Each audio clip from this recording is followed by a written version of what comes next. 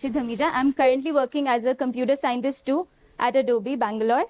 So our team is real-time bidding systems team, which we'll get to know in this slide.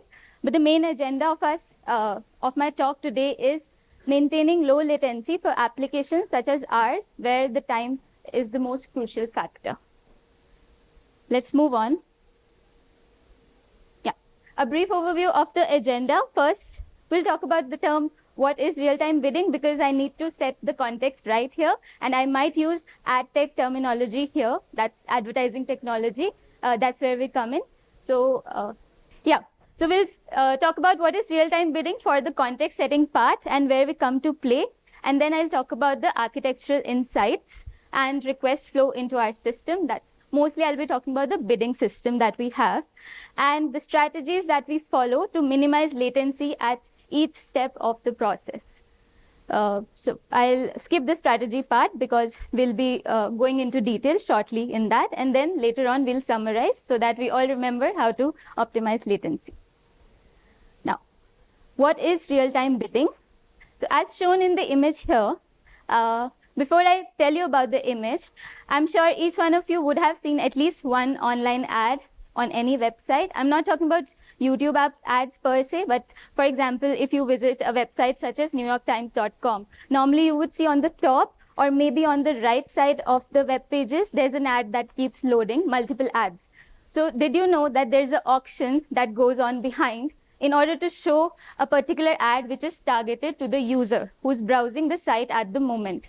So it is that particular auction, and the process to facilitate the auction so that ads can be bought and sold in real time is called real-time bidding. That's where we come into play. In order to conduct the auction, the bidding process, there's an ad exchange that is in the center.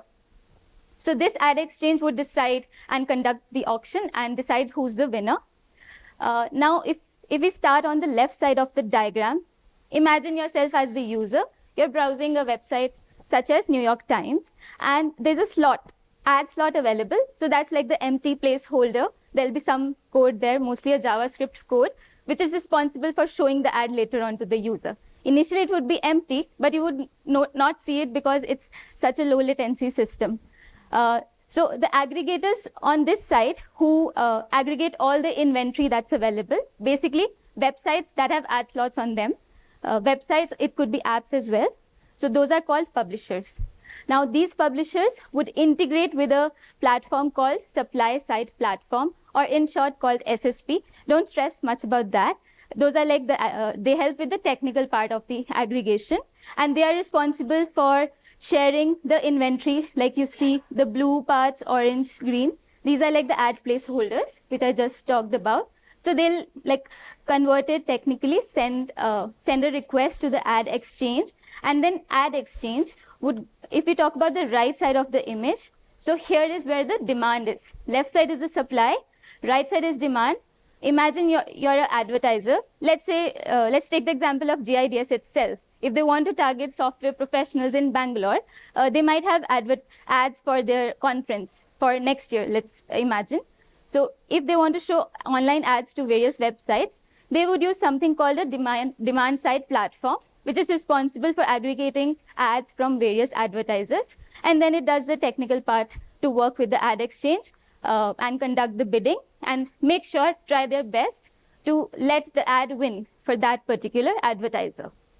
DMP is something that facilitates DSPs. So these, if I have to talk about DMP in one word, data management platform, those are essentially data aggregators who give us the user profile data so that we could target the ad for a particular user. Now, you might be wondering, where is this data coming from? So that's all based on cookies. And if you've been hearing the buzzword about cookies being deprecated by players such as Google, that might happen in the next few years. And those who are in the ad tech industry, such as DSPs and SSPs, they would have to adopt to that. But we will leave this out for a moment. Where we come into play is, there's a bit of lag in the button. This is not working. Can you check? Meanwhile, I'll manually do it. So we are the Adobe Advertising Cloud, and we are a DSP here. And in this entire process, the main factor of time comes into play here, and that's where low latency is important. So normally, all of this auction and the time by which the ad has to be shown to the user has to be less than 100 milliseconds. So we as a DSP need to ensure that our response times are pretty low so that ad can be served correctly to the user. I hope I've set the context straight. There's another slide going a little deeper into that shortly. So let's move on. Are you trying it? Can you give it to me? Thanks. Yeah. Now a fun fact to engage the audience. So did you know when was the first digital ad shown, the one I just talked about? So the website where it was shown, also known as publisher, was hotwire.com, which is now wired.com. And there was an advertiser called AT&T. They're still there currently. The year was 1994, and the ad type was display. You could think of it as an image ad. That ad looks something like that. You could click on it, and then you will be redirected to the page over there. So this is just a fun fact. So it started in 1994. It's fairly recent, I would still say. Now moving on with our agenda. Architectural insights and request flow into our system. Yeah. So this image is based off the previous image. Here, I've just broken down the steps in a sequence, like what exactly happened. So I'll skip the initial part. A request comes from publisher, and then SSPs would prepare the bid request, the technical term for that. Then Ad Exchange would be sending that bid request to all the DSPs that it is integrated with. We are one of them. So just imagine, assume that we have one as a DSP for this particular ad. Now, normally DSPs would have two components. One would be responsible for the bidding, and one would be responsible for the ad serving. Both of these have to maintain low latency because they work together to show the ad. So we respond, this component would respond with a bid response, and we'll give a fair price that we think is right for the ad. Plus, we do a lot of targeting as well. And then we also have an ad server, which is responsible for like the technical piece of code which renders the ad. The term for that is ad tag, but I think there are too many terms already, so I will not use that term anymore. Now, if we do win the auction, the Ad Exchange would let us know. And then in our bid request, in the bid response, we already put a tag from the ad server as well, so that this can load the ad here at the ad slot, like at the website where it is to be shown to the user. So that's I hope you guys got the context. Now, another fun fact, so this real-time bidding process, that started around 2007 or 8, and that's where a lot of DSPs started to emerge. So yeah, we are fairly new, the ad tech industry. Now, coming to the agenda at hand, what do we do to minimize latency at each step of our bidding process? For this, I'll take an example of the bid request and how it flows through our bidder layer, and at each layer what we do to minimize the latency. The first one is geolocated infrastructure. So we have that. We try to keep our services in proximity to our customers. So we have about 6 availability zones to ensure high availability and low latency. If an incoming request comes, there's Ultra DNS for the DNS part, and then we have AWS load balancers. And internally within the cluster, we use Envoy as well as Contour for the ingress controller plus the reverse proxy part. And our services, all the backend services are hosted in Kubernetes. So that ensures a high availability here. What's the design philosophy? Keep your services in proximity to the customers. Now, once the request has entered our service, next we move on to the request processing part, like what is happening with the bid request right now. So that's the bidding funnel that I've shown here. You could see, focus on the right side, which tells the percentages of ad remaining at each layer. Now, if you look at this particular layer, index-based filtering, after this layer, we are left with about 3% of the original ads that were there.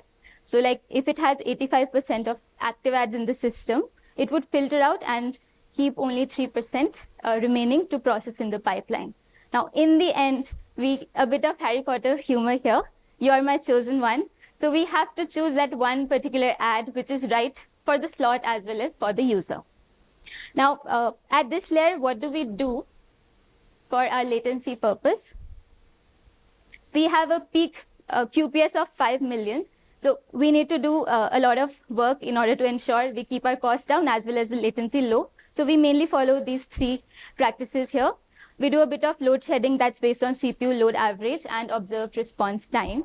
We also have a rate limiting depending on the source of the bid request to ensure that we process quality traffic.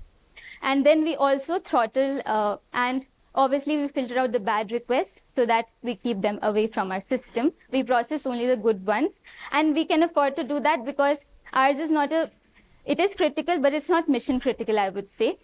So we maintain a fine balance there. And our P95 response time that you can see, this is a traffic pattern that varies over a period of days. So you could see it is under 40 milliseconds and it keeps varying throughout the day. Philosophy here is be selective, you opt for precision, but you excel in execution. Now, what else do we do? When we prepare our services, we have a warm-up philosophy. So here we have used sidecar container in Kubernetes to isolate certain processes which can be isolated. For example, you need to download a couple of files from S3 that you need for processing later on. I've shown the example of geo-IP data. That's like third-party provider data that help us with IP address resolution to determine the location. Similarly, we have our own ML models. So all of that we download, pre-download in S3 in a sidecar, which does that. And main application has access to the shared storage. So it is able to get this data quickly. So this is an example which would work well when you want to minimize I/O for static data, because let's all face the fact I/O is the one that takes a lot of time. So you could follow this pattern for such cases.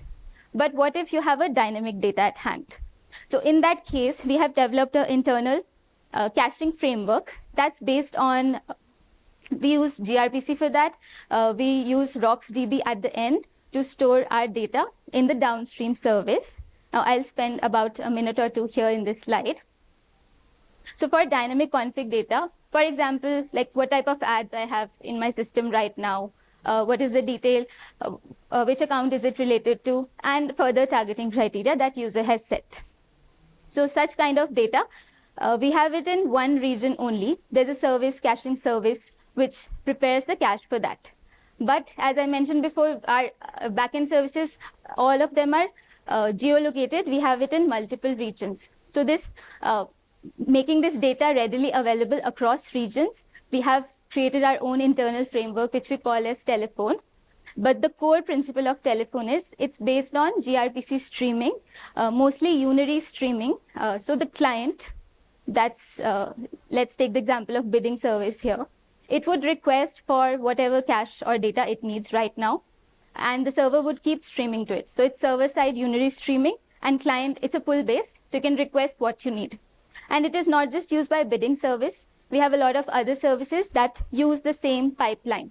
So the funda here is you request what you need, and it will readily make that data available to you. And below that, I've shown like what the message looks like. I've given the example of add and account. It's in binary data, so it's pretty fast. gRPC, as we all know, works on protobufs. So that also like squeezes the size there. Philosophy, maximize your in-memory data. Now next, index-based filtering. Remember, we are following the journey of a bid request. So in the bidding funnel, the next is the filtering part. Like that's the part where 85% to 3% filtering happens. So what do we do there to optimize our time? So we utilize efficient data structures. Let's take an example of ad type and the data set that we build based on that. So ads can be of various types, display, like think of them as images only. Then video ads, you could have audio ads as well. Okay, let's take these 3 examples. Also, they will have different sizes if it's a video or display ad. Now the incoming bid request that you have, in the slot, it might tell you that, hey, I have a 300 by 250 image display ad slot available. Give me your bid request for that. So for that quick lookup, what we do is we create like a reverse lookup, which we call as index. But essentially, it's based on roaring bitmap. So I have it's simplified, don't take it literally. But if let's say this was your ad type ID, plus it might have another data associated to it, essentially for the lookup, you would build a very simple data set with the index that you need. So our index is the type here, the type of ad, and the bit set would contain like what ads were already are already available to me. So it's like a bit set based lookup, makes it really fast. And why we use roaring bitmap is because it has an internal data compression algorithm that it does, plus its reads are quite fast. So that works well for us. And this philosophy would work very well if you have a use case similar to ours, when you want to employ optimal data structures judiciously. That's the philosophy here. Similarly, I could take the example of ad size. You could have another index with ad size in place. So to give context, we have about 100 of these indexes, and they would keep increasing in future based on the targeting features that we add. So this does a lot of part, and it's responsible for a lot of filtering out as well. Now our request has reached the next layer, which is other kind of filters that are there. Now here what we do, let's face the fact we can avoid network calls, but there are some cases we can't really afford to avoid them. Cases like when you have a huge data set. To give you an idea, our user profile data set that we have is in the order of tens of terabytes. It's pretty huge. We can't obviously keep it in memory. Plus, that data is dynamic in nature. We are integrated with DMPs, if you remember from the starting diagram. So they provide us with that data. Plus, we build something on top of that. So if you have a dynamic data that's huge in size and that is bound to change, another example I've shown here is contextual type of data. Like that helps us with, if you want to show ad in the website, for example, you are browsing a sports-related website. So you might want to show the ad to users who are interested in sports. So that's contextual information. And there are a lot of parties which provide that kind of data for a particular site. So we are also integrated with that. So all of that data, we put it into Aerospike, and that's the only network call that the bidding service makes. Other than that, everything else, we keep it in memory. That helps us keep our latency low. So you minimize your network call.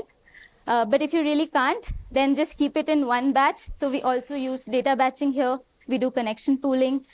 We have data locality, like our Aerospike clusters are also geolocated. This service is also geolocated. That again helps with faster lookup. So all of these fundamentals you could use of distributed caching if you have such a requirement of a large data set which is dynamic in nature. Now our bid request has reached the last stage almost, which is the ML machine learning based optimization. We are still following its journey, remember that. Now here, yeah, let's focus on this image. So after that index-based filtering, you are left with about 3% of ads that were originally available in the bidding service, okay? Now these filtered ads, we need to use ML for our bid decisioning. Like the scores from ML helps us to decide like which ad is more optimal. Like they give a score to the ad. Okay, this is a good ad to be shown for this particular auction. So something like that. Because the engine is trained on previous win data, like what kinds of auctions have won in the past, what was their bidding price that won, what was the impression data. Impression is like when your ad loads and when your ad has loaded into the web page. That's called an impression. So based on these 3-4 parameters, our ML engines have been trained on, and they keep changing. So if you remember early on, I showed the sidecar pattern. That's where we download the ML model. But to process the ML model plus take the incoming auction into request, into context, we use a third-party library, Bhopal Wabbit. That's what's shown here. Now this is a very lightweight process. It could run in memory, so we have decided to do that. And the learning from this slide is the same. If you want to minimize your latency, but you have another kind of decision making to make, try to put lightweight decision making processes, try to run them within memory only. And it also uses JNI calls. The models we have already pre-downloaded. So everything is in memory available readily. So you're obviously streamlining your scoring retrieval process. and that's the philosophy summarized. Opt for in-memory execution of lightweight decision logic with preloaded data for swift processing. So that's another lesson we can take from here. Yeah, and after that, yeah, forgot to show the last part. Like after the engine gives us the score based on auction and based on this ML models that we have in memory, it would decide whether it's a good enough auction to bid on or not. So we just make the decision. We don't really bid on each and every request that we get. So we bid on quality traffic. Now the journey of our bid request has completed, and we have learned the major lessons here. I would like to summarize because there were a lot of takeaways. So let's revise them. Number 1, deploy your services in proximity to customers. As a geolocation happens for Aerospike as well as for our backend services, plus the intermediary services. Number 2, be selective. Opt for precision, excel in execution, the throttling, the rate limiting, all of those things that you could do for your request processing layer, you could follow that. Number 3, warm-up pattern with sidecar. That's something you can follow in Kubernetes, or if you run in any other framework, you could follow similar strategy. The only trade-off here would be your service, like startup time would increase, but for us, that is okay. It works well for us because it helps us optimize the latency later on. Response time is fast. We don't care about the startup that much, even if it's a little high. Maximize your in-memory data, keeping it small. I showed a couple of examples there, both for static as well as for dynamic formats of data. And then choose optimal data structures and use them judiciously. So we showed an example of roaring bitmaps. You could use other kinds of data structures as well. Employ distributed caching for retrieving large data sets over the network. That's Aerospike, plus there are a lot of solutions available in the market right now. And then opt for in-memory execution of lightweight decision logic with preloaded data. That was the ML part, where we have a lightweight process running in the bidding service itself. So that summarizes most of it. And this is me. We could connect over LinkedIn or Instagram.